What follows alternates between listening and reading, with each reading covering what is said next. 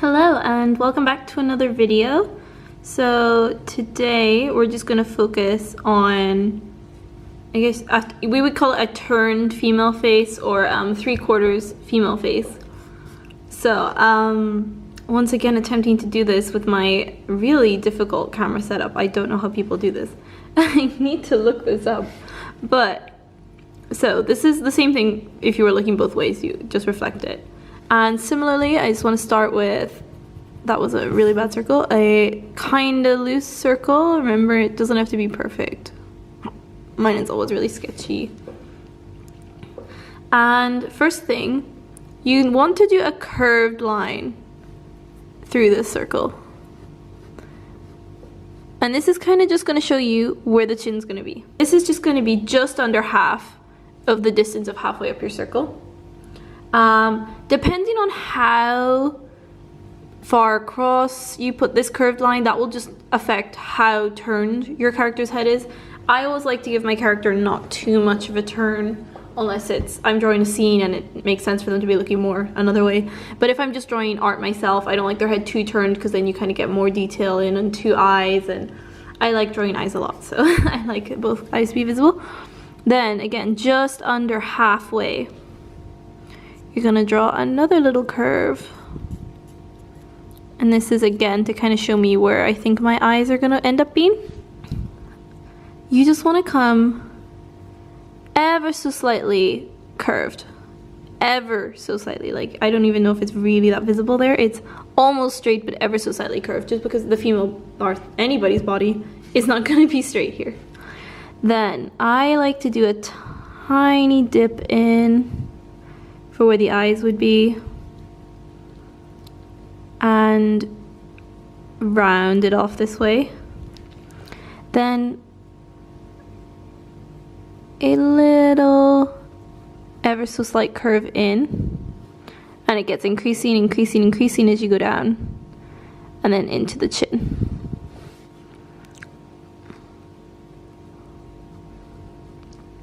And if you make this chin very narrow, you will just end up with a pointier face, and that's just, some people like that, some people don't. I like to draw quite rounded faces for my girls. And I draw, even so I don't like a pointy chin on my males, I just would make it sharper. All these curves here are much sharper when I draw men than on women. And then the little chin, this, where you put the neck here will just affect again how turned she is. So if your neck is like here, it would almost make it appear like she's kind of tipping her chin into her neck.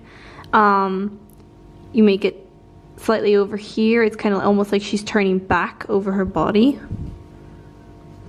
Let's put it kind of in the middle of the chin. Just there. And I always like to put a little dark bit there, just because it's a very dark part of your face.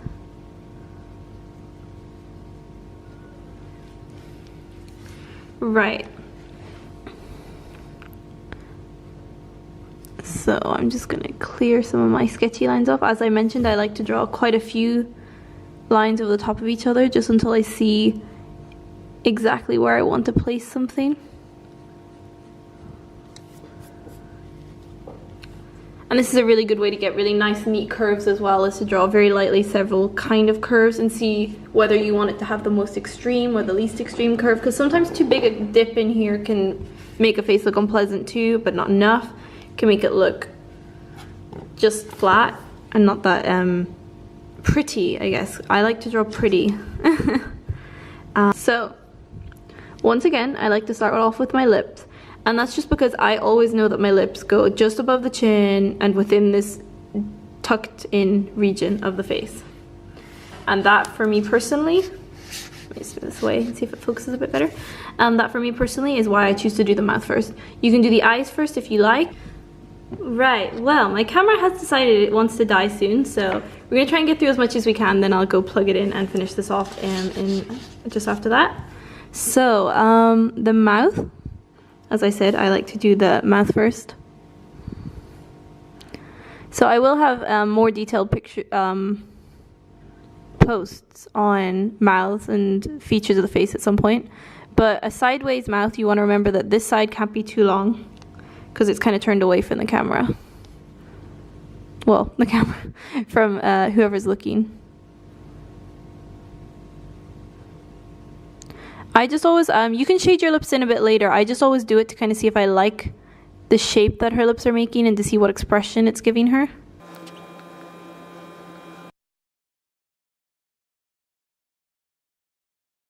Oh, I don't like this. Now I'm panicked because I'm like, oh my god, my camera's gonna die. I don't like this. Right, so then, just above that, we're gonna hit the nose. So, I like to do, just above her little cupid's bow for the side, a little curved line. And then over here, above this side, the same kind of little line that you draw when you're doing a full nose. And then the little bit to show where the other nostril's gonna be. And I'm afraid the angle of my camera right now really makes it look like this is all much less tidy than it really is. And then I do a tiny little bit here, shade here, so it kind of looks like the other nostrils around that side.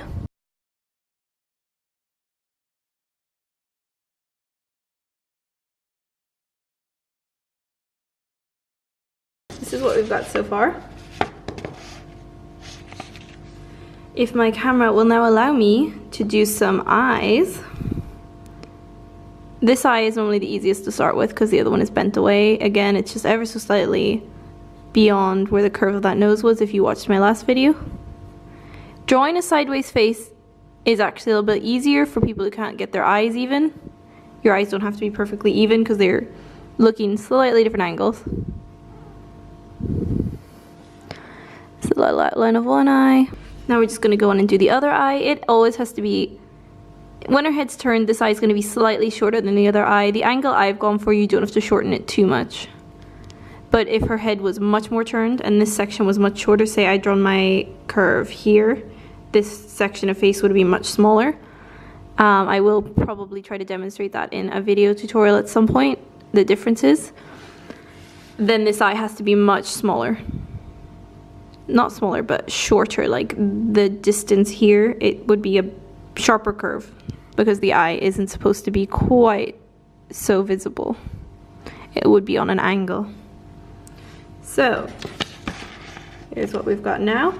I'm sorry, I just have to keep lifting it up because of the angle my camera's at. It doesn't look even, which is upsetting me, that it's looking like it's not even, but I can see it and it is. I promise I'm going to sort this camera situation out, guys. I promise. Let's do a little shade under her lip. So,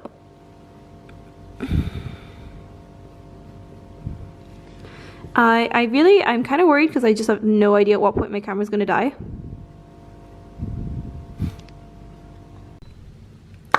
And we are back. My camera died just as I was saying that. So while it was recharging, I just went ahead and detailed the eyes.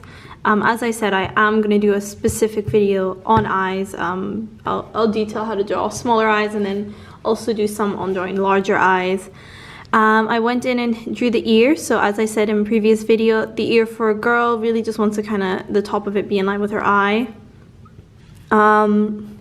If you don't like it, you can move it up and down, of course, whatever you want. Yes, so as I said, I just drew in the ear, then I hit the neck in just underneath that ear. It comes down from behind where your ear is. And yeah, we're just going to put in some eyebrows. So once again, this eyebrow, sometimes you need to be careful with the angling on this side of the face. I will lift it up to show you. So, sorry, this actually looks quite skewed because I'm putting it at an angle, but as you can see, this eye is slightly smaller. It looks a bit funny here. It does look okay in real life. I will give you a proper overview at the end, but as you can see, this eye is not quite as large as this eye, and that simply does just help it to look like that's kind of going around a corner. So we'll just give her some hair. What will we give her? Some Mark Crilly ponytails, as they always joke. I think I'll give her oh, I can't even think. We'll give her some long sweepy hair kind of thing just to finish her off.